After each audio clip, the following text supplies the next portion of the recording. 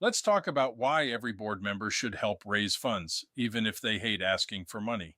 What if I told you that one of the biggest reasons nonprofits struggle financially has nothing to do with the economy, grant funding, or donor fatigue? It has everything to do with the board. And here's the surprising part: many board members aren't helping raise funds because they believe they have to become salespeople. Nothing could be further from the truth. Today, I'm going to show you why every board member should help raise funds, even if they absolutely hate asking people for money. Hello, I'm Guy Williams, founder of Community Lifters. For more than 50 years, I've helped organizations grow, recover, and thrive. One pattern I've seen repeatedly is this: the healthiest nonprofits don't have executive directors carrying the fundraising burden alone.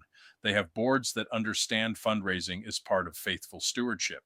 Unfortunately, many boards believe their job ends after approving budgets, reviewing financial statements, and attending quarterly meetings.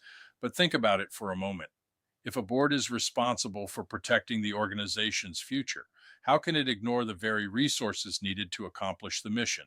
That's why fundraising isn't just a staff responsibility, it's a board responsibility. Now, before you click away because you're thinking, I'm terrible at fundraising, let me tell you something that may completely change your perspective. Here's the secret that professional fundraisers have known for years. Only a tiny portion of fundraising is actually asking for money. Most of it has nothing to do with asking. It's about relationships. People don't usually give because they saw a beautiful brochure. They give because someone they trust invited them into something meaningful. Every board member brings something incredibly valuable to the organization: your relationships, your credibility, your professional reputation, your church connections, your business network, your community influence. You don't have to become a fundraiser, you simply become an ambassador. Sometimes your role is introducing someone to the mission. Sometimes it's inviting a friend to a fundraising dinner. Sometimes it's writing a thank you note. Sometimes it's sharing a story about a life that has been changed. Sometimes it's praying with a potential supporter. Those are all fundraising activities. In fact, organizations like BoardSource consistently teach that fundraising is one of the board's central governance responsibilities because the board is responsible for ensuring the organization has the resources it needs to fulfill its mission. Notice they don't say every board member has to make the ask, they say every board member should participate. And there's another reason this matters. People are far more likely to support an organization when they see that its leaders are personally invested. When every board member gives, regardless of the amount, it sends a powerful message.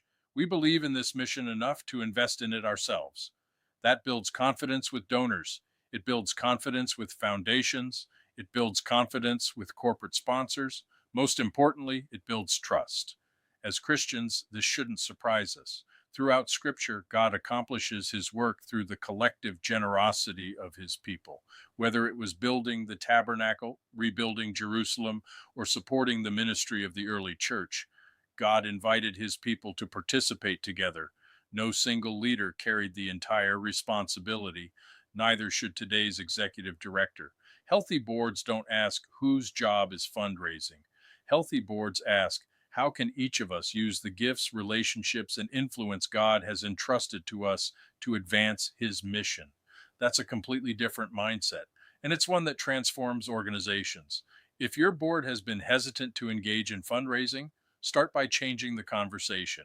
Stop talking about asking for money. Start talking about building relationships, opening doors, sharing stories, and inviting people into God's work. You'll discover that many board members who feared fundraising actually enjoy it once they realize it's really about connecting people with a mission they can believe in.